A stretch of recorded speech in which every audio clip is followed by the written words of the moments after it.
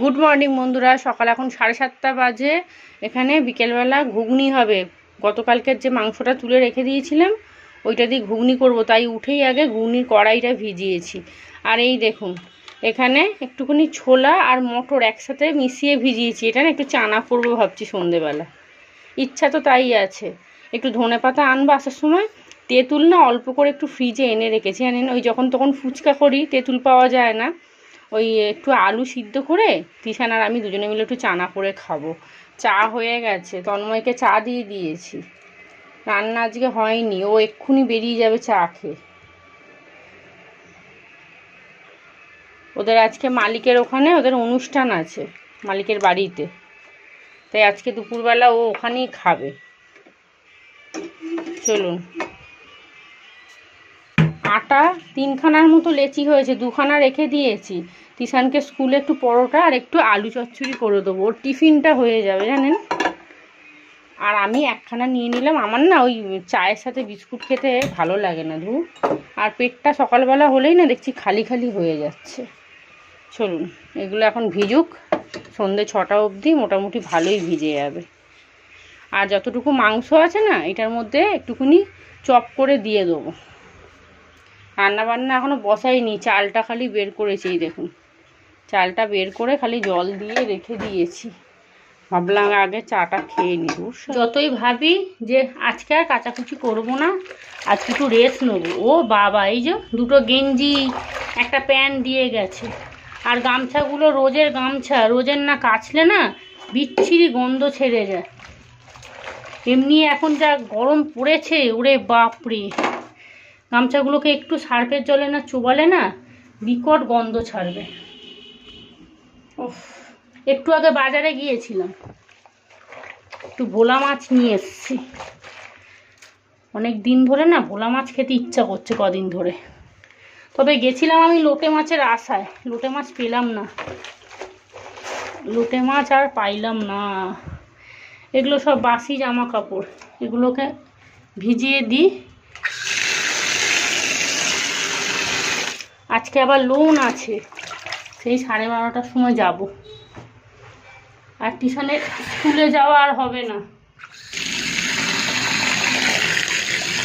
এখনই জল গরম বেরোচ্ছে, বাবা জল গরম। মাছগুলো ধুয়ে নিয়েছি, খালি একটু নুন হলুদ মাখিয়ে রাখতে হবে। ভাতটাও বসিয়ে দেবো। ওই ঘর মানে রান্নাঘরটা পুরো অঞ্জর হয়ে আছে। আর এই যে এখানে কাঁঠালি কলা নিয়ে এসেছিলাম, টিশান 2টো খেয়েছে, না টিশান 1টা খেয়েছে, আমি 2টো খেয়েছি। আর এই হলো ব্রেকফাস্ট, আম মুড়ি। টিশান চানাচুর দিয়ে মুড়ি খেয়েছে। এটা খেয়ে তারপরে কাজবাজ করব। এই যে একটা কলা পড়ে আছে, আমি পরে খেয়ে নেবো। এটা একটু কাঁচা টাইপের মনে হয়। ও হো, এটাকে ধরে না মুচড়ে দিয়েছে, ওই জন্য কলাটা কেমন হয়ে গেছে। যাই হোক চলুন এটা খাই, খেয়ে তারপরে রান্নাবান্নার দিকে যাব, লোন দিতে যেতে হবে। এইদিকে ভাতটা বসিয়ে দিয়েছি, ডাল সিদ্ধ বসিয়ে দিয়েছি, আর ওদিকে মাছটা নুন হলুদ মাখিয়ে রেখেছি। মাছটা এখন করবো না, একটু পরে করব। আর আজকে সকাল থেকে খুব রোদ উঠেছে, ঝলমলে রোদ্দুর একদম, খুব ভালো লাগছে, কিন্তু গরমটাও মারাত্মক। মাছ আনতে গেছিলাম না, ওরে বাপরে পুরো পিঠটা পুড়ে যাচ্ছে একদম। প্রেশারের আবার কি হলো। ঝুড়িটা ফাঁকা করেছি, ওই বাসনগুলো মাজবো। তবে চলুন, আমার খাওয়া হয়নি, আমি ভাবলাম একদিকে ভাত আর ডালটা বসিয়ে আসি। হটপটটা এখানে পড়ে আছে। উফ, যা গরম লাগছে না, উফ। আর এই বিস্কুটের কৌটোগুলো জানেন মাজতে হবে, এই একটা মেজেছি, এখনো 3-4টে আছে, মাজা ঘষা করতে হবে। গুড মর্নিং বন্ধুরা, কেমন আছেন আপনারা সবাই? আশা করি সবাই ভালো আছেন, সুস্থ আছেন। আমি ভালোই আছি। আজকে মঙ্গলবার, সকাল এখন প্রায় 11:15 হতে যায়। মাছগুলোকে নুন হলুদ মাখিয়েছিলাম, ভেবেছিলাম মাছের ঝাল করব।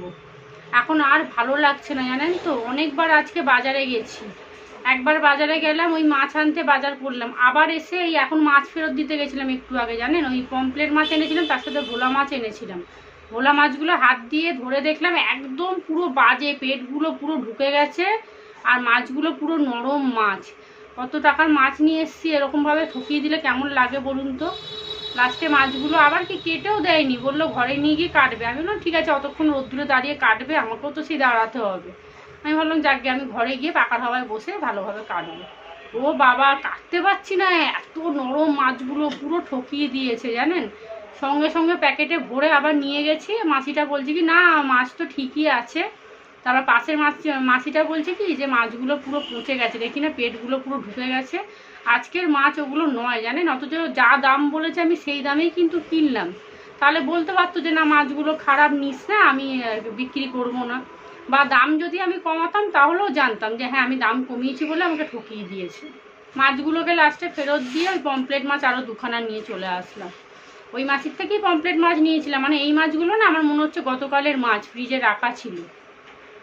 আর গতকালেরও হবে না হয়তো, মনে হয় 2-3 দিনে আগেকার পুরনো ভোলা মাছ। কারণ গতকালের মাছ এরকম ফ্রিজে রাখলেও একদমই পচে যাবে না। আমরা কি ঘরে ফ্রিজে মাছ রেখে খাই না বলুন তো। সে যাই হোক, তারপর আমি বললাম তুমি এক কাজ করো, তুমি আমাকে পমপ্লেট মাছ আর দুটো দিয়ে দাও। কিষানকে বলছি ডিমের ঝাল করে নিয়ে আলু ভেজে নিয়ে ডাল করে নেবো, ব্যাস আর কিচ্ছু করবো না। আর বাথরুমে কাঁচা ভিজিয়েছি, লোন দিতে যাবো, কখন কি করবো বলুন তো। তবুও আমার সময়ের মধ্যে হয়তো হয়ে যাবে, কিন্তু তবু আর ভালো লাগছে না। এই 2-4 বার এই বাজারে গেছি, 2 বার তো মোটামুটি গেছি এসছি। আর বাইরে যা রোদ উঠেছে ওরে বাপরে। আর এই লাস্ট বারে যে গেছি ছাতাটা নিয়ে যেতেও ভুলে গেছি, তাড়াহুড়ো ছুটে আগে ওই মাছের প্যাকেট নিয়ে দৌড় দিয়েছি। এই যে নুন হলুদ মাখিয়ে রেখেছি, একেবারে ফ্রিজে তুলে দিই, একটুও বাইরে রাখবো না। যা গরম পড়েছে না পুরো পচে যাবে একদম, ডিপ ফ্রিজেই রেখে দেবো। আর এটা মাংসটা আছে, মাংসটা না বাইরে বাড়িখানটা রাখি, বিকেলেই লাগবে, কাটতে হবে মাংসটা। আবার ওই বাটিটার মধ্যে একটু কাটাপোনা মাছ আছে। সবাই আম খেয়ে নিয়েছে, তিশানের আমটাই খালি পড়ে আছে, ও দুপুরবেলা খেয়ে নেবে। ভাতটা হয়ে এসছে, ঘরদোরগুলো ঝাঁট দিয়ে মুছে নিলাম। রান্না কখন হবে জানি না, আগে ঘরদোরগুলো মুছে নিলাম। এখন প্রায় 11:15 বাজতে যায়। লোনটা দিয়ে চলে আসি, যা হবে হবে, আর ভাল লাগছে না। চলুন, বাসনগুলো মাজা হয়নি। আর ওই পচা ভোলা মাছগুলোকে এখানে বসে কেটেছিলাম, কি গন্ধ, একটু ফিনাইল দিতে হবে। ভাতটাকে উবুর করে রেখে যাই, নাহলে না গলে যাবে, শরীরটা ভালোও লাগছে না। আজকে দৌড়ঝাঁপ অনেক হয়ে গেছে, বাইরে যা রোদ উঠেছে কি করে লোন দিতে যাব। ডিমটা সিদ্ধ করে নিলাম, এই যে ডিম সিদ্ধ হয়ে গেছে। আর এদিকে আলু ভাজাও বসিয়ে দিয়েছি, আর একটু ভাজা হোক তারপরে নামিয়ে দেবো। বাবা এখন প্রায় 1:10 হতে যায়। এখানে কাচাকুচি হয়ে গেছে। আজকে তন্ময়েরই জামা কাপড় বেশি ছিল, আর গামছা দুখানা ছিল, এগুলো সব বাসি জামা কাপড়। উফ বাবা কি গরম পড়েছে, ওরে বাপরে। হ্যাঁ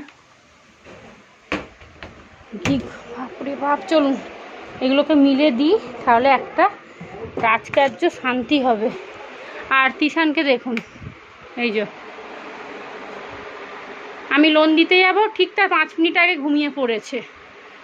ও শুয়েছিল, আমি লোন দিয়ে চলে আসলাম, এখনও ঘুমাচ্ছে। এই যে ঘুমোলো না, দুপুরে আমাকে আর ঘুমোতে দেবে না। যতক্ষণ শুয়ে থাকবো একটুখানি চোখ বুঝলেই ওমা ওমা কটা বাজে এরম করবে।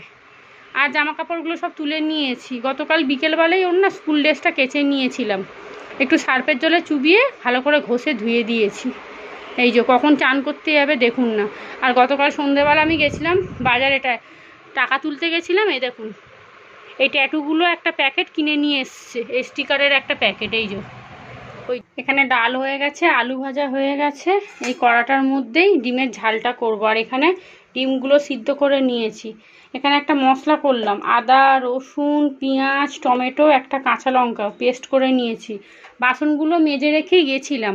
আর এই দেখুন একটা জিনিস দেখুন, এই দেখুন কল দিয়ে জল পড়ছে, দেখেছেন তো?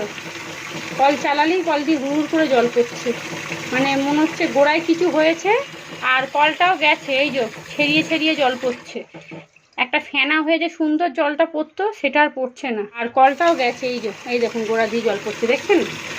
এই যে পিছনের গোড়াটা দিয়ে জল পড়ছে, কলটা গেছে। গ্যাসের ঝিকগুলো সব ভেঙে গেছে, এখনও কত কি হবে দাঁড়ান। আমাদের সংসারে শনির দশা লেগেছে, ঝাঁটা দিয়ে শনির দশা ছাড়াতে হবে, বুঝেছেন তো? আর শুকনো ঝাঁটাই হবে না, ঝাঁটাটাকে ভিজিয়ে শনির দশা ছাড়াতে হবে। চলুন ভেবেছিলাম একটুখানি পটল ভাজবো, আর ভাল লাগছে না, 1:30 বাজে। তিশানকে ডেকে ডেকে হয়রান হয়ে গেলাম। আমি রান্নাটা করে নিয়ে স্নান করতে চলে যাব। আমার দেরিতে স্নান করা অভ্যাস, তাতে আমার কিছু অসুবিধা হবে না। আমি 1:30 করেই স্নান করি। এই তো ডিমের ঝালটা করবো, ব্যাস তাহলেই হয়ে যাবে। উফ, একটা লোক রাস্তা দিয়ে যেতে যেতে বলছে বলছে একটুও বৃষ্টি হচ্ছে না, খালি মেঘলা করছে।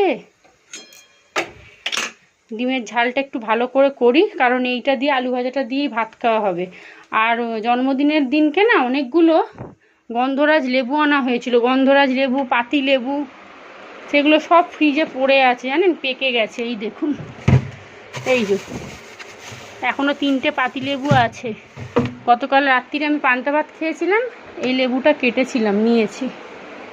উফ, আর এই যে এখনও ঘুমোচ্ছে, লাইটটা অফ করে দিলাম। আর ভাল লাগছে না জানেন, কেমন যেন শরীরটা অস্থির অস্থির করছে। সংসারে এক এক করে সব ভাঙচুর শুরু হয়েছে, ভগবান জানে কেন এরকম হচ্ছে। কলটা দেখুন, বছরখানেক হবে এইরকম অবস্থা হয়ে গেল। এত দামি কলটা, এখন এটাকে ফেলে দিতে হবে। আর কলে আমাদের জলে না এত নোংরা, ট্যাঙ্কি পরিষ্কার করে না। 2 বছরে একবার হয়তো ট্যাঙ্কি পরিষ্কার করে, কি বছরে একবার, তাও বোধহয় করে না, ওই জন্যই এরকম দশা হচ্ছে। আর এই ঝিঁকগুলোকে সব একসাথে কিনতে হবে। ভাবলাম আমি এ মাসে একটা ফিল্টার কিনবো। কি কিনবো বলুন তো? এখন কল মিস্ত্রিকে ডাকবো, নাকি গ্যাসের ঝিঁক পাল্টাবো, নাকি আমি ফিল্টার কিনবো, কোনটা করব? আমি নিজেই হয়ে যাচ্ছি, বুঝতে পারছি না। যাই হোক, চলুন, ডিমটা এখন বিস্ফোরণ ঘটবে কড়াতে দিলেই। ফোনটা আগে সরাই। লোন দিয়ে এসেই আগে রান্না বান্না বসিয়ে দিয়েছি, আলু ভাজাটা বসালাম, কাচাকুচি করলাম, কখন যে কি করব বুঝতে পারছি না। আর জানেন তো, প্রচণ্ড মানে কি বলবো, মাথা যন্ত্রণা করছে আমার। ডিমের কষাটা করব, এখানে কড়ার মধ্যে অল্প করে একটু তেল দিয়েছি, গোটা জিরে ফোড়ন দিলাম। আমি কিন্তু খুব একটা গোটা জিরে ফোড়ন দিই না, আজকে কি মনে হলো হঠাৎ দিলাম। আর যে মশলাটা করে নিয়ে এসেছিলাম ওইটা দিয়ে দিয়েছি, অল্প একটু তুলে রেখেছিলাম জানেন, যে যদি রাত্রিরে কিছু করি তাহলে দেবো।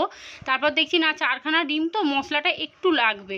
আর যেহেতু ওই ডাল আর শুধু আলু ভাজা হয়েছে, ডিমের কাইটা থাকলে না একটু ভাত খাওয়া যাবে মেখে। আর এই ডিমের ঝালটা খুব ভালো খেতে হয়। নামাবার আগে অল্প একটু মিষ্টি দেবো, ব্যাস, তাহলেই হয়ে যাবে। আর ধনেপাতা দিলে তো আরও ভালো হয়, কিন্তু ধনেপাতা আজকে আর নেই।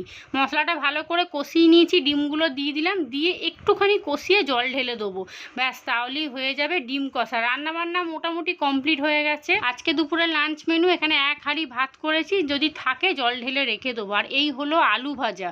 আলু ভাজা আমি খুব একটা বেশি খাই না, তাই অল্প করেই করেছি। আর এখানে ডিম কষা। আর ডিম কষাটা আরেকটু শুকোলে খেতে ভালো লাগতো, কিন্তু ভাত দিয়ে মেখে খাবো বলেই একটু বেশি করে ঝোলটা করলাম। আর এই হলো এখানে রাঁধুনি ফোড়ন দিয়ে ডাল। চলুন এবারে খাওয়া দাওয়া করি, আজকে অনেকটা বেলা হয়ে গেছে লোন দিতে গিয়ে। গুড ইভিনিং, সন্ধ্যা এখন 6টা 20 বাজে। এখানে আলু সেদ্ধ বসিয়েছি, আলু কাবলি করব। তারপরে ঘুগনির কড়াইটা সিদ্ধ বসাবো, বাসন কুসন সব মাজা হয়ে গেছে। তন্ময়ের জন্য ভাত তরকারি সব রেখে দিয়েছি, এসে খেলে খাবে, না হলে ফ্রিজে তুলে রাখবো। আর মাংসটা বার করব। চলুন, মাংসটাকে কাটতে হবে, কাটা হয়নি। ছোট ছোট করে কেটে, ওই কিমার মতো তো করতে পারবো না ওদের মতো, কারণ ওরা তো সুন্দর করে বেশ করে দেয়। বাবা, শক্ত হয়ে আছে।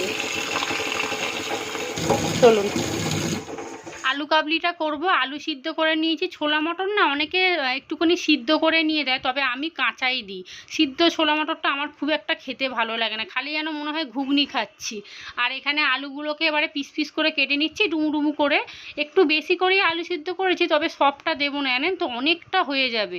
আর তন্ময় এসে ভাত খেয়েছে, ও তো আর এইসব খাবেই না, তবে খেলে হয়তো 2-1 চামচ আমার বাটি থেকে নেবে, এমনি যে 1 বাটি দিতে হবে সেরকম নয়। তো এখানে ছোলা মটর দিয়ে দিয়েছি, আলু দিয়ে দিয়েছি, শসা কুচিয়ে রেখেছিলাম দিয়ে দিলাম, এখানে পেঁয়াজ কুচি আর টমেটো কুচি দিয়েছি। এরপরে দিয়ে দিলাম নুন, তবে নুনটা আমি এমনি সাদা নুন দিচ্ছি, এরপরে কিন্তু বিট নুন দেবো। বিট নুন না দিলে খেতে ভালো লাগবে না। ভাজা মশলাও ঘরে করা ছিল, সেই জন্যই চিন্তা করলাম যে আজকে একটু আলু কাবলি করি। সকালবেলা না ভুল করে আপনাদের চানা বলে ফেলেছিলাম। তিশান বলছে, মা তুমি চানা চানা করছো কেন, ওটা তো আলু কাবলি হবে, মাথা থেকে বেরিয়েই গেছে। ভাজা মশলা বেশি করে দিয়ে দিয়েছি। এইবারে একটুখানি তেঁতুল চটকে জলটা দিয়ে দিলাম। 2টো কাঁচা লঙ্কা দিচ্ছি, কারণ তিশানের মুখে পড়লে ঝাল আবার খেতে চাইবে না। ব্যাস, হয়ে গেছে। এইবারে এটাকে ভালো করে মিশিয়ে নিলে রেডি হয়ে যাবে আলু কাবলি। এইটুকু আলু কাবলি একটা শাল পাতার মধ্যে দেয়, 10 টাকা নেয় জানেন। কিচ্ছু নেই, তাও তো আমি কত কি এর মধ্যে দিয়েছি। ওরা তো কিচ্ছু দেয় না, শুধু ওই একটুখানি শসা কুচি আর টমেটো, পেঁয়াজও দেয় না, দাম বেড়ে গেছে বলে। পরশু দিনকে তিশান আমার সাথে রামতলা গেছিল, 10 টাকার কিনে খেয়েছিল। ও বাবা, ঠোঙাটায় দেখলাম কিচ্ছু নেই, শুধু কাঁচা ছোলা মটরগুলোই চোখে দেখা যাচ্ছে। আর ওরা যেহেতু অনেক রকমের মশলা দেয়, তো তারপরে ওই আমতে তেলটা দেয় না, ওতেই খেতে বেশি ভালো লাগে। তবে দেখুন এখানে ঘরে করেছি কতটা হয়েছে, তিশানকে দিয়ে দিয়েছিলাম, আমিও খেয়েছি, তন্ময় আমার থেকে 2-1 চামচ খেয়েছে। ও খুব একটা এসব খেতে ভালোবাসে না, তবে হ্যাঁ ও আবার ফুচকা খুব ভালোবাসে খেতে। বাবা, ও যেখানে কাজ করে না ওখানে একটা ফুচকাওয়ালা বসে জানেন তো, ওইখানে দাঁড়িয়ে 30 টাকা 40 টাকার ফুচকা খায় জানেন। আর আমি তো জানতাম না, যখন আমি এসে মাঝে মধ্যে বলতাম কি গো মুড়ি খাবে, বলছে না আমার পেট ভার। তারপর আমি একদিন জিজ্ঞেস করলাম, হ্যাঁ গো তুমি কেন খাও না গো, বাইরে কিছু খেয়ে আসো? বলছে না গো ওখানে একটা ফুচকাওয়ালা বসে, ওর আবার জানেন তো ফুচকার আলুতে পেঁয়াজ দিলে নাকি খেতে খুব ভালো লাগে। তবে আমি খুব একটা পছন্দ করি না ফুচকার আলুতে পেঁয়াজটা, আমার কেমন যেন একটা গন্ধ গন্ধ লাগে। ওর আবার খুব ভালো লাগে, ওই ফুচকাওয়ালাটা নাকি আলুটা খুব সুন্দর বানায়। রাত্রির এখন 9টা বাজতে যায়, রান্নাবান্না হয়ে গেছে, রুটিও করে নিয়েছি। এই হলো গরম গরম রুটি। আর জানেন তো আলু কাবলি খেয়ে আমার পেট পুরো ভার হয়ে আছে। আমার জন্য আমি একখানা মাত্র রুটি করেছি, কারণ এরপর যদি পেট ভর্তি করে খাই না আমাকে আর দেখতে হবে না।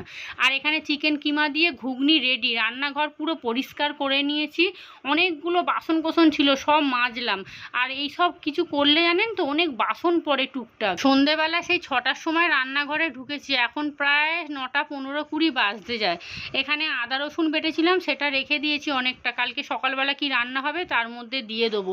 চলুন ফ্রিজে তুলে দিই, এখন যা গরম পড়েছে না কোনো কিছু বাইরে একটুও থাকছে না। আর এদিকে তিশান আমার একটা বড় কাজ করে দিচ্ছে, সেটা আপনাদেরকে দেখাই। আর অনেকটা ভাত ফ্রিজে এখনও পড়ে আছে। এই দেখুন অনেক জামা কাপড় ছিল, আজকে পাহাড় হয়েছিল, আমি এসে দেখছি ও টুকটুক করে জামা কাপড়গুলো গুছিয়েছে জানেন। গত সপ্তাহে জামা কাপড় গোছাতে গোছাতে ওকে একটু বোঝাচ্ছিলাম যে হ্যাঁ রে তুই শুয়ে শুয়ে খেলা দেখছিস, একটু তো টুকটুক করে জামা কাপড়গুলো গুছিয়ে রাখলে আমি তো জায়গা মতো রেখে দিতে পারি। ও বলছে আমি পারবো। আমি বলছি কেন পারবি না, জামা কাপড় গোছাতে কি একবারে হাতি ঘোড়া লাগে নাকি? তো দেখছি সেটা কাজে দিয়েছে, আমি এসে দেখছি ও জামা কাপড় গোছাচ্ছে। তবে খুব একটা ভালোভাবে গোছাতে পারেনি, মানে যেটা ছোট করে গোছাবা সেটা অনেক বড় করে গোছাচ্ছে। ওকে একটা নাইটি আমি শিখিয়ে দিচ্ছি যে দাদা এই নাইটিটা তুই গোছাবি, আমি তোকে দেখিয়ে দেবো। আজকে অনেকগুলো জামা কাপড় ছিল জানেন, ভাগ্যিস ও গোছালো, না হলে আমি আজকে গোছাতে পারতামও না। ওই একবারে জড়ো করে টুলটার মধ্যে রেখে দিতাম, আর পরের দিন সকালবেলা আমাকে ভাঁজ করতে হতো, কারণ সেই সন্ধ্যে থেকে 2-3 ঘন্টা এক নাগাড়ে দাঁড়িয়ে রান্না করছি তো পা পুরো ব্যথা হয়ে গেছে একদম। যাই হোক চলুন ভিডিওটাও এখানেই শেষ করছি। আপনারা সবাই ভালো থাকবেন, সুস্থ থাকবেন, সাবধানে থাকবেন। আমার চ্যানেলটা প্লিজ সাবস্ক্রাইব করুন, যারা ব্লগ দেখছেন আমি তাদেরকে অনুরোধ করছি চ্যানেলটা প্লিজ সাবস্ক্রাইব করুন। সাবস্ক্রাইব করতে কিন্তু কোনো টাকা লাগে না। চলুন তাহলে আজকের মতো সবাইকে টাটা।